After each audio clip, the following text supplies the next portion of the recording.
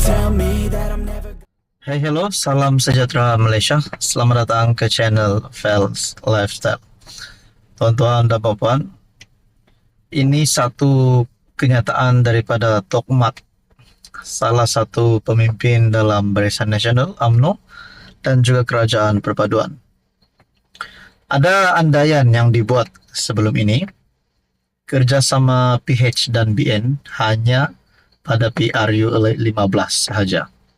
Ada juga sampai menggesa BN UMNO tarik sokongan kerajaan keluar daripada kerajaan.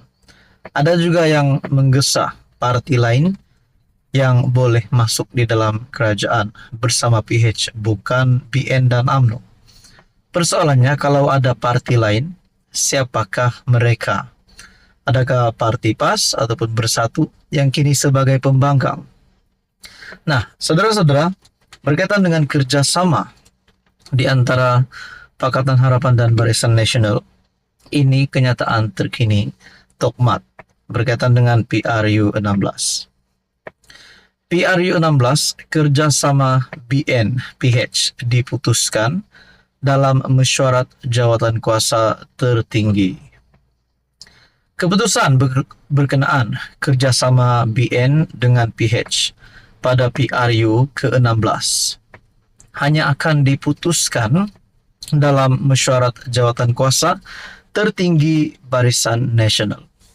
Oke, baik saudara-saudara. Saya ingin menimbulkan satu pertanyaan di sini. Kalaulah di dalam mesyuarat jawatan kuasa tertinggi BN, kalau saja tiba-tiba BN bersehati sejiwa tak akan bekerja sama dengan PH pada PRU 16 nanti, adakah Anwar Ibrahim mulai hari ini sebelum PRU 16 beliau akan bertindak memecat UMNO dan BN sebelum beliau ditikam belakang oleh parti dan pemimpin daripada UMNO BN? Itu menjadi persoalannya. Timbalan Presiden UMNO Datuk Seri Muhammad Hassan berkata, ia merupakan prosedur operasi standard SOP parti itu yang mana setiap keputusan dibuat adalah keputusan bersama. Saya yakin Presiden UMNO selaku pengerusi BN akan membawa perkara ini dalam mesyuarat jawatan kuasa tertinggi BN, kerana itu merupakan SOP kita. Jadi, selagi belum ada mesyuarat daripada jawatan kuasa tertinggi kepimpinan BN, banyak andaian boleh dibuat. Itulah yang menjadi sebagai dasar parti BN, sama ada untuk hadapi pilihan raya atau apa jua dasar lain. Katanya ketika ditemui pemberita selepas hadir merasmikan mesyuarat perwakilan UMNO bahagian Rembau 2024 di sebuah hotel pada Ahad. Tuan-tuan dan puan yang amat dihormati, saudara-saudara, adakah Anda setuju kerjasama Barisan Nasional dan Pakatan Harapan diteruskan sehingga PRU 16? Ataupun Anda tidak setuju? Ataupun Anda mempunyai pandangan dan komen berkaitan dengan isu ini? Nah, beranikah BN dan UMNO membuat satu kata putus untuk tidak bekerja sama bersama PH pada PRU 16? Itu persoalannya. Kalau mereka memang akan mengambil keputusan itu, adakah dengan ini Anwar akan memulakan tindakan pemutihan ataupun pembersihan pemimpin di dalam Kerajaan Perpaduan? Dalam politik, apa-apa pun boleh berlaku. Nak kata PAS tiba-tiba sokong kerajaan, rasanya tidak mustahil juga. Bersatu nak sokong kerajaan pun tidak mustahil juga. UMNO dan BN keluar daripada Kerajaan Perpaduan pun tidak mustahil juga. Jadi, tuan-tuan dan puan, berkaitan dengan isu ini, apa komen Anda? Silakan komen di bawah. Teruskan bersama di dalam channel ini untuk isu yang seterusnya. Halo semua, salam sejahtera Malaysia. Selamat datang ke channel Fels Lifestyle. Tuan-tuan dan puan yang amat dihormati, masih lagi ramai yang membuat pemerhatian, analisis sendiri, membuat komen dan pandangan sendiri, persoalan sendiri, selepas kekalahan Pakatan Harapan di Sungai Bakap.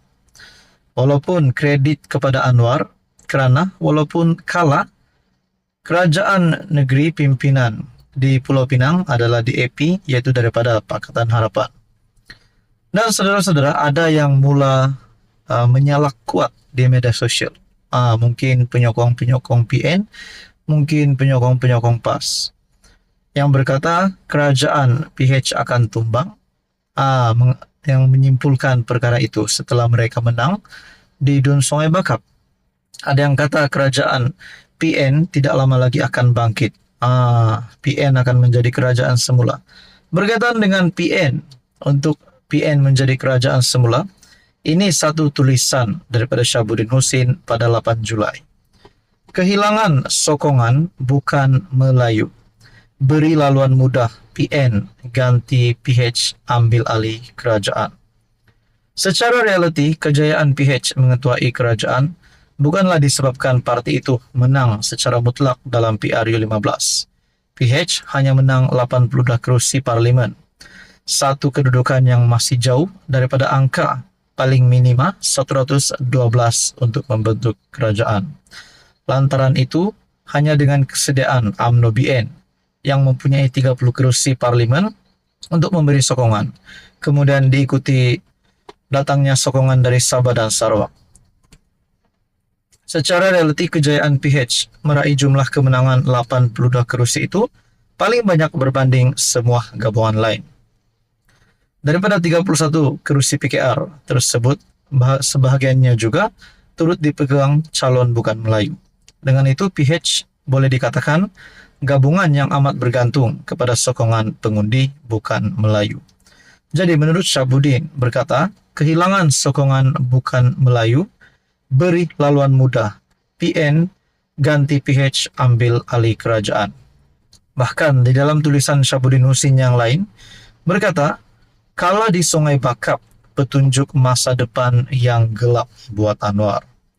PRK Dun Sungai Bakap adalah PRK ke-8 yang diadakan selepas Anwar mengangkat sumpah sebagai Perdana Menteri. Sebelum ini, PRK telah berlangsung di Kuala Terengganu, Pulai, Simpang Jeram, Pelangai, Jepak, Kemaman, dan Kuala Kubu Baharu. Meskipun PRK Sungai Bakap adalah yang ke-8, tetapi ia merupakan yang pertama kali ditandingi oleh PKR, parti yang menerajui gabungan PH. Dalam konteks parti semenanjung yang membentuk kerajaan perpaduan, Amanah, DAP dan UMNO telah berjaya mengecapi kejayaan dalam PRK yang mereka sertai. Namun berbeza sekali buat PKR. Selain pertama kali menyertai PRK di Sungai Bakap, apa yang lebih malang ialah pengalaman pertama itu ditimpa dengan kekalahan. Sudahlah begitu, majoriti kekalahan yang diterima dalam PRK kali ini juga lebih besar berbanding PRN Pulau Pinang pada Ogos tahun lalu. Ikut logik, terutama kerana Sungai Bakap adalah tempat kelahiran Anwar, pengerusi PKR Pulau Pinang ialah Nurul Izzah, ahli parlimen Nibong Tebal terletaknya di Dun Sungai Bakap, merupakan Menteri Pendidikan Fadlina Sidek, pengarah pilihan raya Rafizi Ramli, Menteri Ekonomi, merangkap timbalan Presiden PKR, ditambah calon PH Dr. Johari adalah seorang yang berkelulusan tinggi. Hakikatnya tak masuk akal sama sekali kekalahan boleh menimpa. Selain itu, menteri-menteri turun berkempen termasuk TPM, Zahid, boleh dikata paling ramai sekali berbanding semua PRK yang lain. Jadi apa komen Anda berkaitan dengan isu ini? Sekian saja, teruskan bersama di dalam channel ini.